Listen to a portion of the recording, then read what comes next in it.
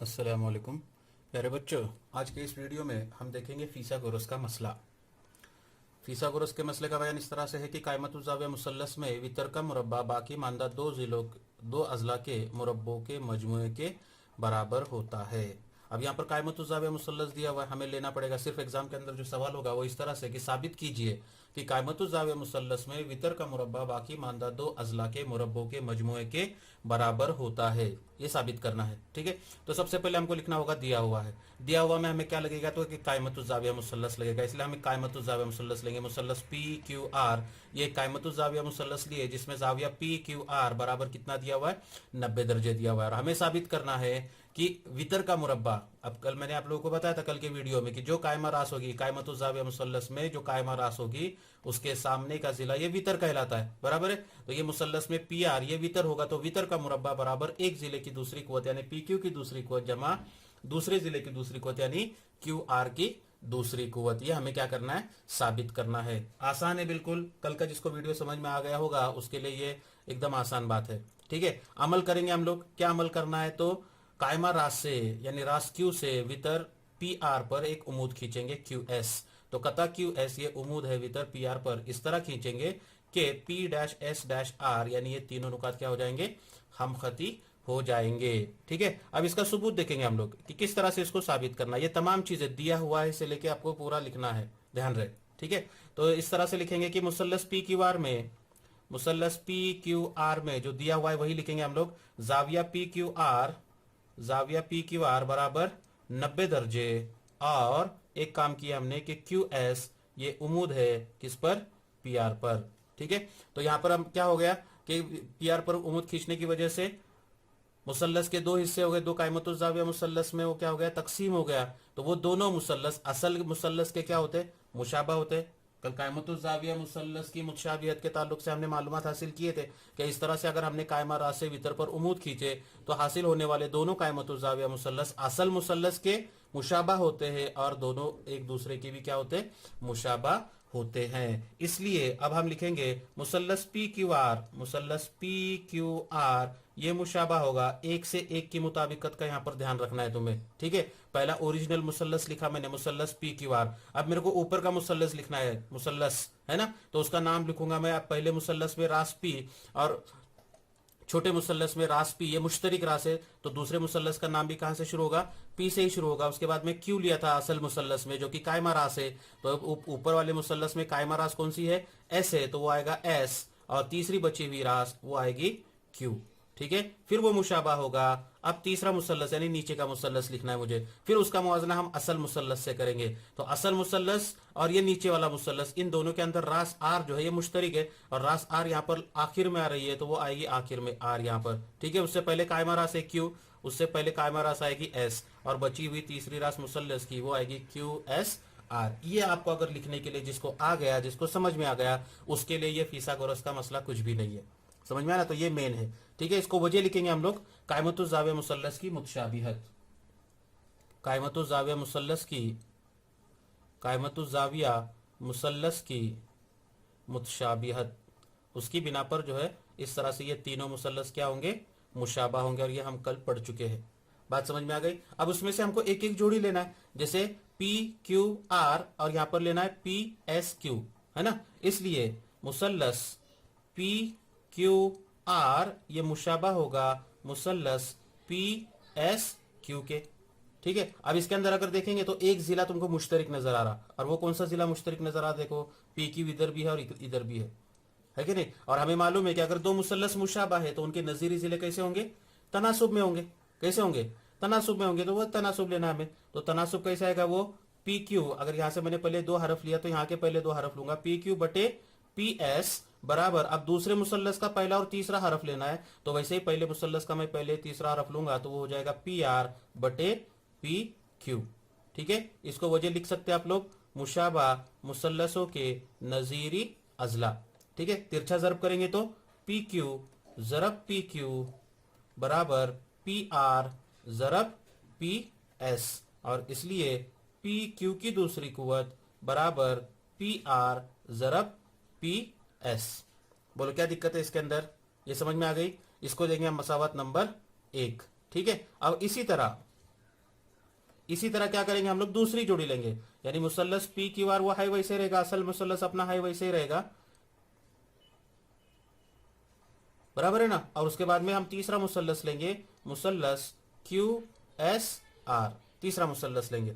अब इसके अंदर अगर देखें तो जिला क्यू आर ये रिपीट हो रहा है, यहां पर भी है और यहां पर भी है, बस उतने ही जिले हमको तनासुब में लेना है। तो पहले मुसल्लस से आएगा क्यू आर बटे, अब यहाँ पर क्यू आर जो है वो दूसरा और तीसरा हरफ है, तो यहाँ पर दूसरा और तीसरा हरफ कौन है, एस आर, बराबर। अब दूसरे मुसल्लस में क्यू आर पहले और तीसरे हरफ पर है, तो वैसे यहाँ पर पहला और तीसरा हरफ कौन है, तो वो है पी आर, तो वो हो जाएगा पी आर बटे क्यू आर, पी आर बटे क्यू आर। इसको भी वजह लिखेंगे वही अपना, मुशाबा मुसल्लसों के नजीरी अजला, तिरछा जरब करेंगे तो मिलेगा आपको क्यू आर जरब क्यू आर बराबर पी आर जरब एस आर, ठीक है।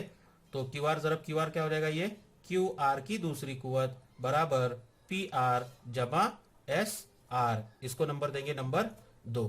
यहां तक कुछ दिक्कत है, जैसा हमने पहले जरब का अलामत होगी यहाँ पर जरब, जैसे हमने पहली मसावत हासिल किया वैसे मैंने यहाँ पर दूसरी मसावत क्या किया हूँ, हासिल किया हूँ। अब मसावत 1 और 2 इन दोनों को क्या करना है, हमको जमा करना है, क्या करना है, जमा करना है, क्योंकि हमें जो साबित करना है उसकी दाहिनी जानिब में क्या है, पी क्यू की दूसरी कुवत जमा क्यू आर की दूसरी कुवत है। यहाँ पर मेरे को पी क्यू की दूसरी कुवत मिल चुका है, यहाँ पर मुझे क्यू आर की दूसरी कुवत मिल चुका है। अब दोनों के हमें जमा करना है, तो मसावत 1 और 2 को जमा करने पर, मसावत 1 और 2 को क्या करने पर, जमा करने पर, ठीक है। बाई जानिब में बाई जानिब जमा करूंगा तो मुझे मिलेगा पी क्यू की दूसरी कुवत जमा क्यू आर की दूसरी कुवत बराबर पी आर, दाहिनी जानिब लूंगा भी, पी आर जरब पी एस जमा पी आर जरब एस आर, ठीक है। अब दोनों में क्या होता है, तो दोनों में पी आर मुश्तरिक निकल सकता है, तो दोनों में से पी आर को मुश्तरिक निकालो, कौस में बचेगा पी एस जमा एस आर बराबर पी आर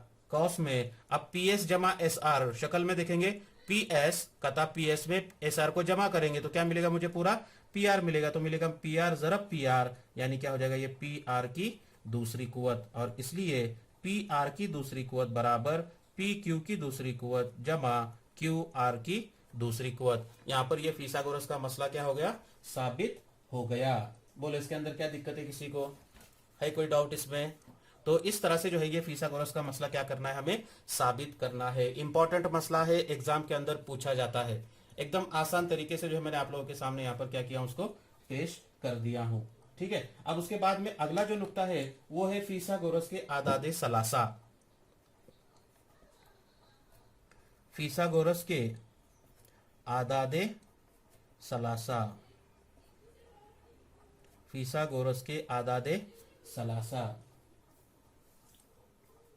अब फिसागोरस के आदादे सलासा किसे कहेंगे, देखो कि अगर 3 आदाद तुमको दिए गए हैं, कितने आदाद दिए गए, 3 आदाद तुमको दिए हुए, फर्ज करो ए बी और सी, ये 3 आदाद है, ए बी और सी ये 3 आदाद तुमको दिए हुए, ठीक है। अब इन तीनों आदाद में जो सबसे बड़ा आदद होगा, जो सबसे बड़ा आदद होगा, उस बड़े आदद का मुरब्बा बकिया 2 आदाद के मुरब्बों के मजमुए के बराबर होता है, तो उन 3 आदाद को फिसागोरस के आदादे सलासा कहते हैं। ये आसान सी तारीफ उसकी है ना, यानी क्या है कि अगर हमें इस तरह से मसावत मिलती है, कोई समझो बड़ा अदद ए है, तो ए की दूसरी कुवत बराबर बी की दूसरी कुवत जमा सी की दूसरी कुवत हो तो ए कॉमा बी कॉमा सी ये क्या कहलाता है, फिसागोरस के आदादे सलासा कहलाता है। फिसागोरस के आदादे सलासा कहलाते हैं। बोलो क्या दिक्कत है इसके अंदर?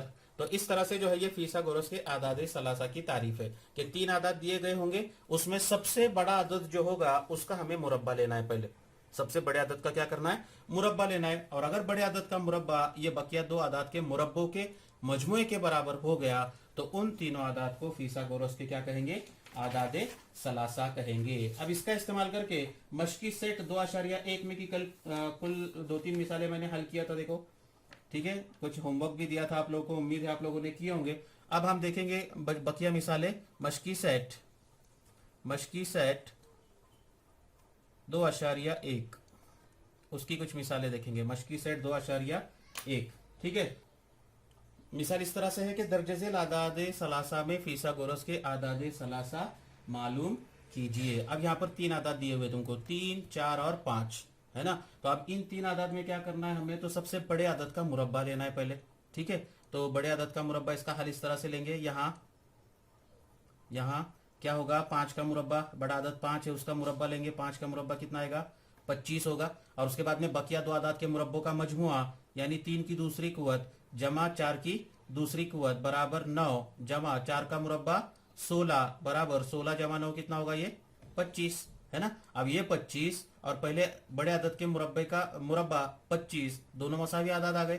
तो फिर हम लिखेंगे यहाँ पर, इसलिए 5 का मुरब्बा बराबर 3 का मुरब्बा जमा 4 का मुरब्बा, है ना। यानी सबसे बड़ा जो आदद है वो एक आदद बकिया दो आदाद के मुरब्बों के मजमुए के बराबर आ गया, इसलिए 3, 4, 5 ये जो तीन आदाद है ये क्या कहलाएंगे, फीसागोरस के आदादे सलासा। और इसलिए 3, 4, 5 ये फीसागोरस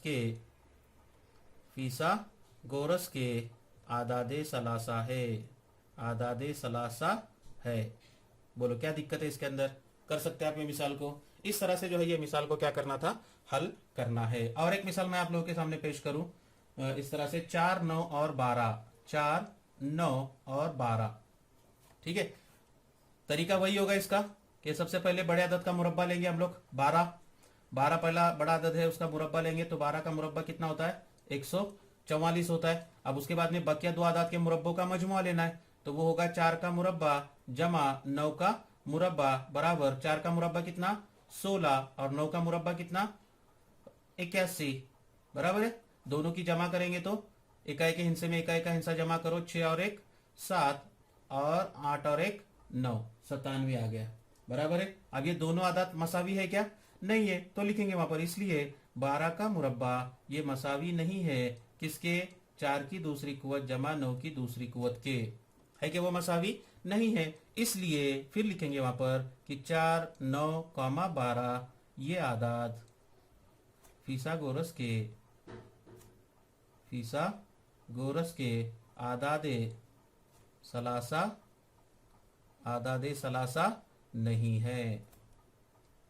है। इस तरह से जो है ये मिसाल को क्या करना था, हमको हल करना था। कर सकते हैं आप लोग। तो इस तरह से ये फीसागोरस के आदादे सलासा के ऊपर आपकी किताब के अंदर कुल 6 मिसालें दी गई है इसी तरह से, ठीक है ना। इसमें कि मैंने 2 मिसालें बताया हूं आपको, बकिया 4 मिसालें ये आपको हल करना है, तो ये आप लोग हल करेंगे, ठीक है।